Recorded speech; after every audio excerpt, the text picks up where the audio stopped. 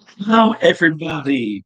Welcome to the Random Entertainment Channel. Yes, it's very sunny here in the Netherlands. Welcome, friends and companions. Sci-fi and fantasy fans meet on this channel for fun chats about their beloved books, movies, series, and franchises. We also talk about food, drinks, music, and sport. I'd like to continue to say and I repeat myself again, that we are don't do politics because that's not entertainment. We want to have a good place here, and we want to have great fun. Why we are called random? Now, random because we will discuss everything that involves entertainment, including movies, series, books, and music. Random because we will broadcast on non-fixed times like this. Actually, on many different times. You need to subscribe to this channel to know what time the broadcast is. And today is it's an early time. And for some of us Americans, it's also another time. So it's a very good thing to do random times. By the way, we have more people who can join this channel. That's one of the advantages of streaming on different times. We can meet all sorts of people from America to New Zealand, from England to Asia, from South Africa, and etc., etc., etc. We are called Random Entertainment Channel because we have no guests, or like today, we have one guest, our beloved Sadeko, who is a very respected um, friend of mine, and he is well known on this channel, and he has much knowledge about the Doctor Who franchise. So it's good to have him here. Um, and further on, we can meet me on Discord, Dutch Sci-Fi Fantasy Community Tech Doctor Who. We also have a nice old series called uh, Psychological Profile of the Doctor, Personality of the Doctor. We discussed that in the past, and it was nice to see that every Doctor has his own unique characteristics, strong and weak points, and for everyone to enjoy or identify what you want. And now we are in a current series called The Companions of the Doctor. Last Friday we discussed the Companions of the Sixth Doctor, and we were by the companion Mel Bush. And we are now in the live stream about the companions of the Seventh Doctor. And for this, I will go to our guest, add them to the stream. Hello. Yeah, Can you hear me? I can hear you. Yeah. Well, we've got two companions to cover today on TV. We've got Mel and Ace. Yes, Uh, that's right. well, three if you count the Brigadier, because they did meet the Brigadier. Yeah, okay, we We, can also do him. yeah, we can include him, I think. It's only fair. The last story we were by the Ultimate Vote. It was part of the Trial of the Time Lord, Yes. and we also already saw Mel Bush before, and then now we are going to the first story of the Seventh Doctor, and that is called Time and the Rani. And then Mel Bush's witness of the fact that the Sixth Doctor regenerates into Seventh, Sylvester McCoy. Well, she's not really witness to it. Like she's not present when it happens. And at first, No, that's right. like Yeah, she's kind of taken into the Rani's custody. Then she meets the Doctor again, but she doesn't recognize him, and she thinks that he's part of the Rani's plan or something. And yeah, that's right. so Yeah, it's only when she takes his pulse that's when she realizes it's the Doctor that they regenerate and he's regenerated. yeah, yeah. It was a weird thing for her. What's happening here? Yes, indeed. But yeah, Mel Bush, and another companion to discuss. I don't know, very different from the previous companion. Perry Brown. Mhm. He's more. The first time I saw Mel Bush, I thought, hey, a very cheesy personality. Yeah. What was your first impression about her when you saw her? So you have to go back like when I was 11. That was when I first saw Trial of a Yeah, Time Lord. Yeah, I got the box set for Christmas. yeah, Let's see. I mean, I remember being really shocked when Perry died. Like I couldn't believe it, and but yeah, like it was immediately she was the new companion, and she. I think like I remember her being quite shrewd. Like she was kind of quite like when they were on the murder, like that story, Terror of the Vervoids, was a murder mystery, and she was kind yeah. of quite shrewd about who the suspects could be, and during the hijacking situation when what was it? One of the crew kind of decided to go rogue and hold the ship captive. She was the one who headed a group of them to do an ambush and try to take command of the ship again. So she was quite. She was definitely a bit. In some ways, she was kind of more. You know. Uh, she wasn't as subservient as Perry. Definitely, she was kind of a bit more No, take command of it. She was a bit bossy in a way. Like, that's right. yeah, It was another combination with Colin Baker. Very yeah. different. I think my honest opinion and I thought it was much more fun with Colin Baker the combination. With Humel. Yeah, Yeah, yeah. I think so because too. because of the bossy characteristic what you called. Yeah, Um, she has. Because also the scene with that she is that he must do some healthy things like yeah exercised by carrot juice. drink some carrot juice and that stuff. That's I think very funny. It was very funny to have her with him Yeah. together. And when Sylvester was a more dark doctor and uh, yeah, that was a little bit.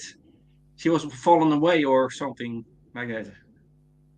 But she didn't quite. She wasn't quite. She didn't quite fit that kind of direction, did she? Yeah. And then I think the combination with Ace was more very unstable one because she was more they were equal to each other in some ways in the characteristics. Yeah. Mhm. Yeah, this is right. So I think yeah the more fun combination with Colin. Yeah. Yeah. Yeah, I think so. So, But but yeah I'm not a big fan of season 24. I must admit. no. Yes, we are indeed we are in the 24th season of and Time Running was the first one. We meet Yeah. already meet. There was the first time with the Rani meets The Seventh Melbush. Doctor. Yeah. Oh yeah, Yeah, it's the the first. Oh yeah. Seventh Doctor. Yeah. And so the Seventh Doctor is still searching for himself, who he is, and then in that context we see Mel also together with the Doctor, and they may already meet the Rani, and the Rani is also looking to take revenge on the Doctor because they met each other in the previous incarnation. Yeah, and Mark of the Rani. Yeah, Yeah, the, in the, the, Marcus Ro- Rani. the Ronnie doesn't think much of Mel, does she? She kind of like when she, like she's the one who attacks the TARDIS. She shoots the TARDIS down during its flight, and Yeah, she goes in and like she immediately thinks, well, she sees both the Doctor and Mel unconscious, and she thinks, well, Mel's no threat. Just leave her behind. She's not going to give us any yeah, trouble. She thinks that yeah. Mel's no threat to her at all, and she's kind of No, maybe proven slightly wrong in the end because Mel kind of it, does. Yeah. it was by the way it was very difficult for Mel because the Doctor regenerated, and immediately after that she separated from him. Yeah. So as he's tricked and she must assist the Rani in her scheme. Yeah. And yeah, I think this is an example of a good begin of a story. And then in the case of this Seventh Doctor, because we already are in, okay, what's happening here? And or he's looking for himself, but he's also looking for his companion. He's looking for everything. So it is very. I think it was for the first story of the season. It was very promising, but I can agree with you that the rest of the 24th season was not of a high standard, as we say, call it. It Yeah, was quite a. It was a very strange matter, wasn't it? yeah, No, yeah. scene 24 was very pantomime. I mean, I've got this book by Andrew Cartmel. Like he was the new script editor. Like Eric Saywood left Mm-hmm. during Trial of a Time Lord, and that's why like they didn't quite get the ending they should have because Eric Saywood kind of just refused to work with John Nathan Turner anymore. And so Andrew Cartmel took over, and he had a conversation with the head of serials, Jonathan Powell, at the time, and Yeah. Jonathan Powell asked him, "Who do you think Doctor Who is for?" And Andrew Cartmel said, "Well, I think Doctor Who is a show for everyone. It's for a family audience. It's for all ages, I think."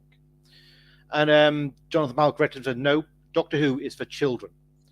And so that's kind of, it's like Andrew Cartmel knew, okay, the BBC are telling me they want this show kept like really dumbed down. They really don't think of it as more than just a silly kids show now. And because because the show got into trouble for the violence of season 22, they're saying, look, it has to be kept a children's show kind of thing. But Cartmel kind of, like he went along with that for the first season, but he was kind of already thinking, well, look, I want to kind of push the show a bit more adult. I wanted to kind of do darker themes with it, more political themes. Mm-hmm. With it. But like in season 24, it was just the pantomime that the BBC seemed to want. Was it not more like that they were? Yeah, yeah. The viewing figures were not so good at the time, I think, and they tried to do another thing with Doctor Who. That wouldn't work out well. Do you think that, or? Well, the BBC deliberately, like Michael Gray deliberately put the show on opposite Coronation Street, which is a hugely popular show. Okay. It's a hugely popular soap opera. Like it's still going today. Like, it's one of our oldest soap operas.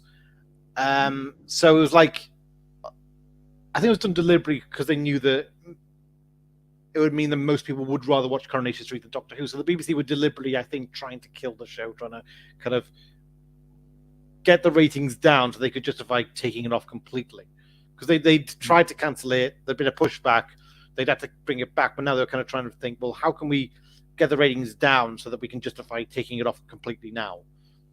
Because I think they just didn't want to make it anymore. Really, they just wanted a short hidden agenda. Yeah, I'd say so. Yeah. So that's what. But yeah. But the next story, Paradise Towers, we see Mel Bush in a bigger role. Mm-hmm. That was with Chief Caretaker and I think like the gangs and their caretakers. Yeah, for those that don't know, Paradise Towers was set in this future office block. So Yeah.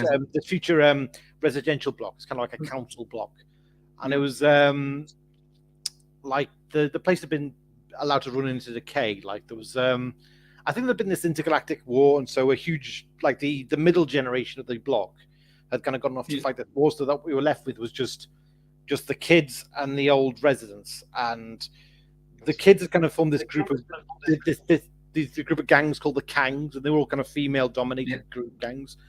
And I think the caretaker, the chief caretaker,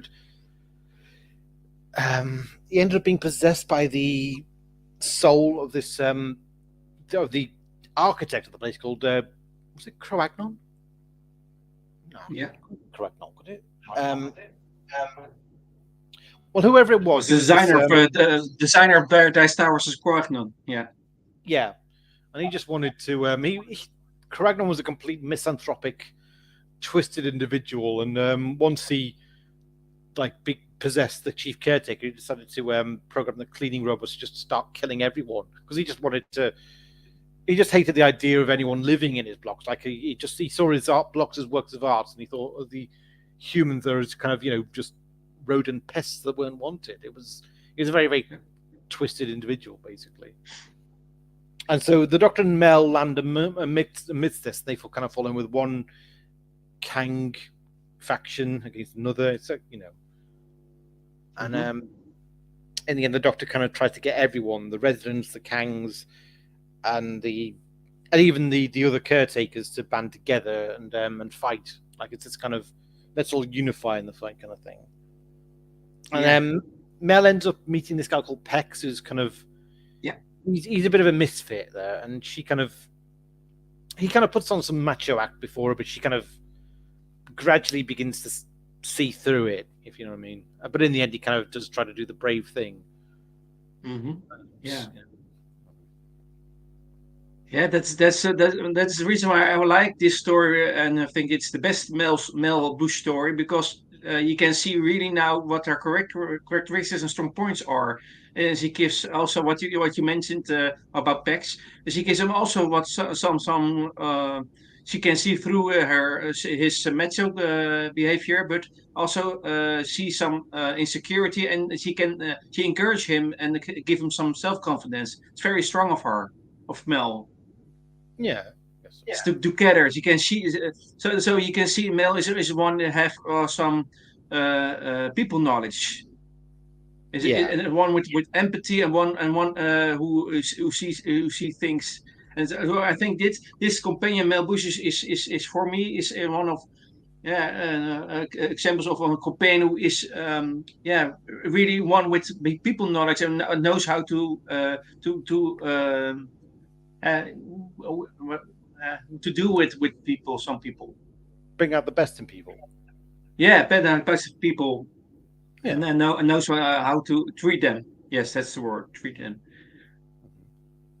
Yeah. Wouldn't argue with that. And so you can also see that she meeting the two ladies who want to eat her. Oh, the cannibals. Yeah. So very funny, and then you can see in the first time she is. She's happy that she can do that she visits these ladies, but after a while she is a little that's something that the first time she's a little bit naive, but after a while she's suspicious about the whole thing. Later on, so there's also one thing for Mel. At the same time as she has people know, but on other hand, she cannot see. She's a little bit naive. I think. Yeah.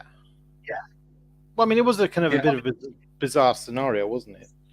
Yeah. So I think she was kind of thrown by that a bit. It's like it was. Then in the next story, we also have Mel Bush. That is Delta and the Bannerman. Yeah, this is where we find out that she is a bit of a old 50s rock and roll fan. Yeah. Like when they go. This was not. Yeah. It's just that when they go on that trip back into the 1950s, she immediately gets into the spirit of it right away, kind of thing. Yeah. It was indeed. It was this story was about futuristic or more you call it another planet, or at the same time it's sort of 50s where they're in. Basically, because if they won a lot, and said they won a game or something, and they have free tickets to go to this planet where the 50s are. Right. Okay. Basically, and they meet some aliens.